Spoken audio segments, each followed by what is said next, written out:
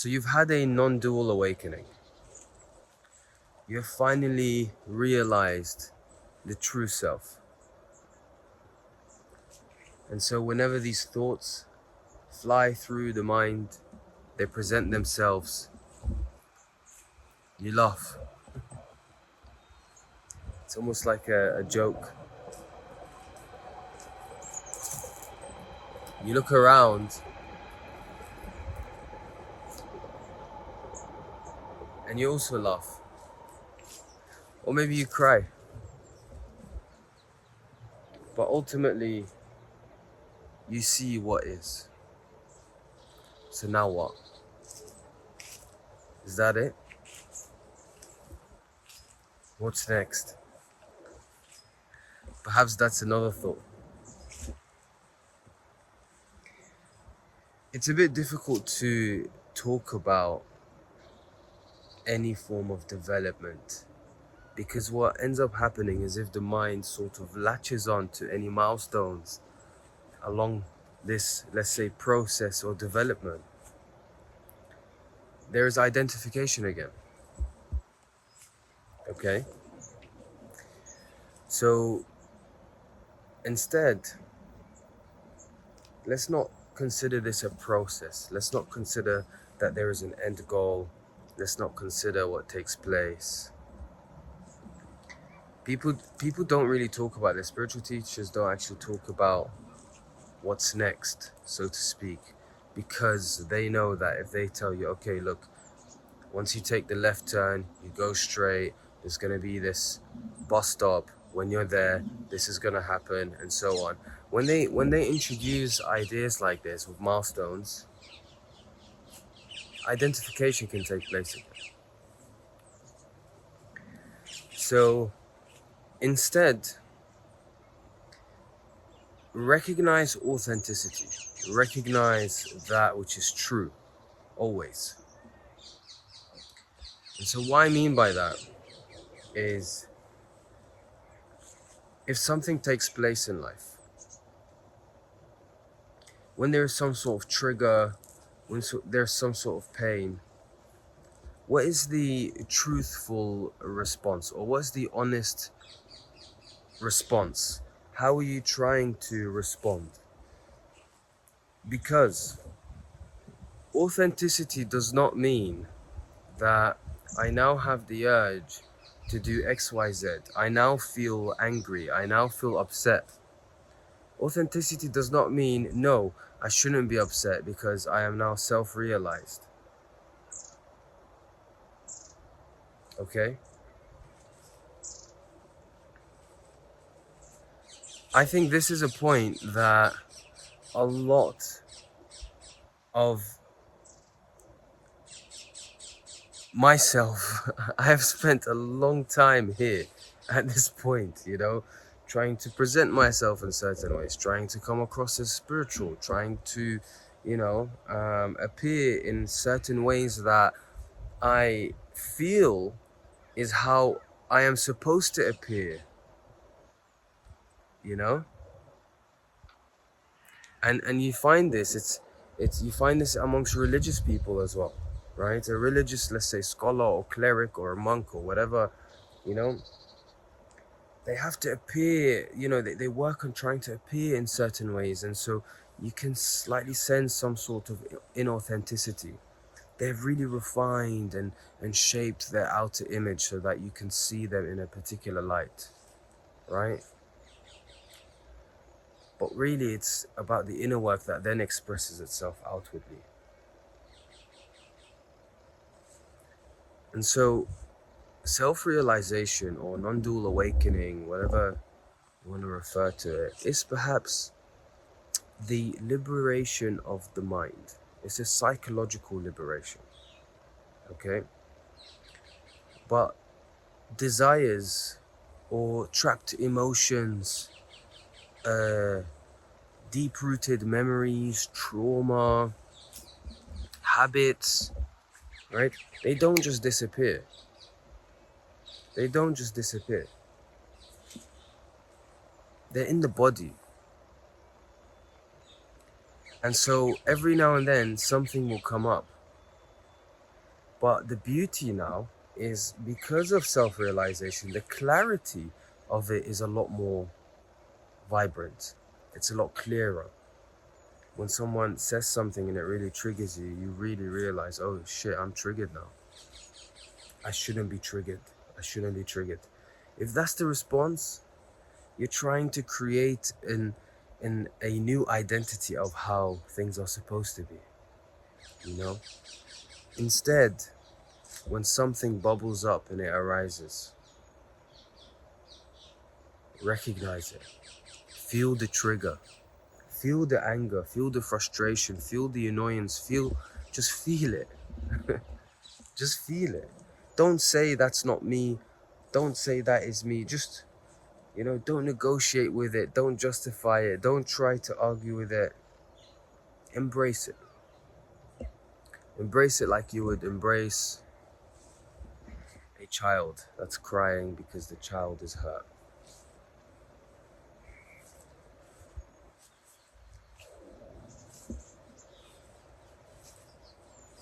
And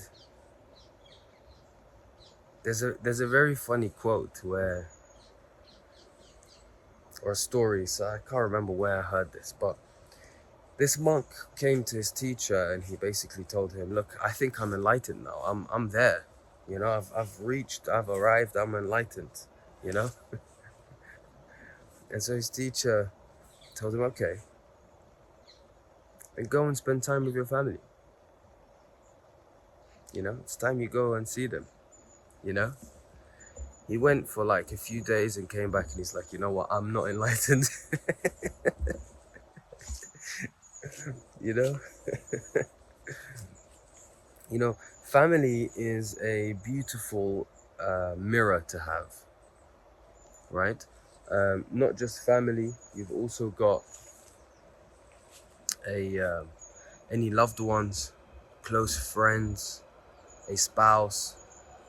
They are beautiful mirrors and reflections because when you spend time with them, they are most likely able to trigger you compared to people, strangers. It's very easy to be nice to strangers, let's be honest, right? It's rehearsed and everything. But sometimes it's a lot more difficult to be nice to people that you actually love, or people, like your siblings, family, friends, right? And having spent so much time with them, shared so many memories, what ends up happening is we slowly exchange a level of importance with each other, a level of value, you know? My close friends can really trigger me because they know my insecurities, Of course, arguably, are they really a good friend if they go ahead and try to capitalize on that, That, what I just said, is a typical justification as to why they are the problem, right? But ultimately, how one reacts is one's own responsibility. And so just before you react, sit with it. Sit with it. If you come across a problem in life, a challenge, as long as you don't solve it, the problem will persist. It's still going to be there, And then you might come and put a band-aid on a cracked concrete wall, right? To try and solve the issue. And you can somehow convince yourself that that's adequate, The problem still persists. This is why honesty is such a key requirement. The light of the awakening that takes place, or the self-realization, allow that light to shine through and through. Allow that light to seep through and through the crevices of the mind and the body, so that it's recognized very easily when you are being dishonest with yourself. There's a lot of talk about don't lie to people, don't hurt people, don't kill people, don't thou shalt not do this or that, all these commandments and religious everything. A lot of it has a focus on the external, you know? How often do you hear that it's actually more important to be honest with yourself first? Because naturally, when you are fully honest with yourself and sincere, through and through, that will naturally manifest outwardly.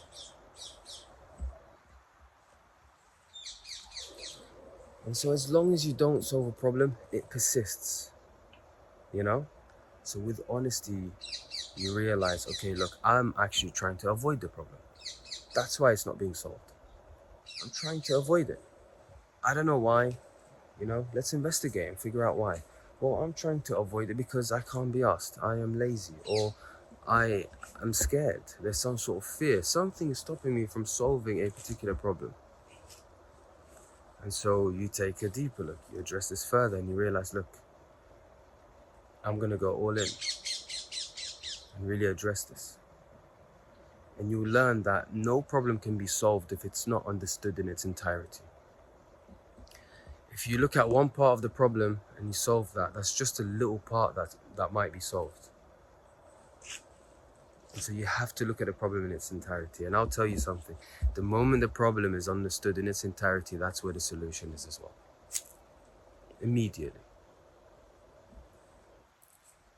And so with that, instead of trying to avoid someone who really triggers you, go and seek that, You'll know.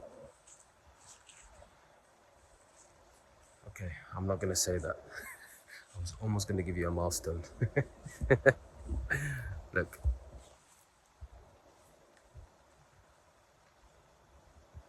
There is the avoidance of facing challenges and problems. And then there's the joy of facing challenges and problems. I've gone through a very long phase where anytime I'd get triggered, I'd cut it off, I'd sever it. And so that's quite a lonely path to take at times. It's not holistic. It's very partitioning, very categorical, very black and white, The holistic approach would be, I actively seek and wait for these triggers and wait for the suffering. This is where the narrative of suffering is a gift comes from in some religious contexts. God makes only his most beloved servants suffer, because he's giving them the potential to see through that suffering, to recognize their shadow, to recognize where there is an obstacle that is stopping them from flowing, that is stopping them from truly living expansively. So instead of talking about what's next, okay, allow what's next to just appear as it is. Let's not try and look for what's next, okay? It kind of contradicts what I said earlier. You look forward to, the triggers, but don't try and induce anything or create something, just so that you can tick that off as a milestone. Instead, allow it to manifest as it is. And you'll realize that the level of intelligence of the body and the intellect, the mind, the brain, and this entire human system, it is so smart that it will present you with triggers in the most challenging times, And it's almost like at times you might have to hold on to a burning coal without letting it go, So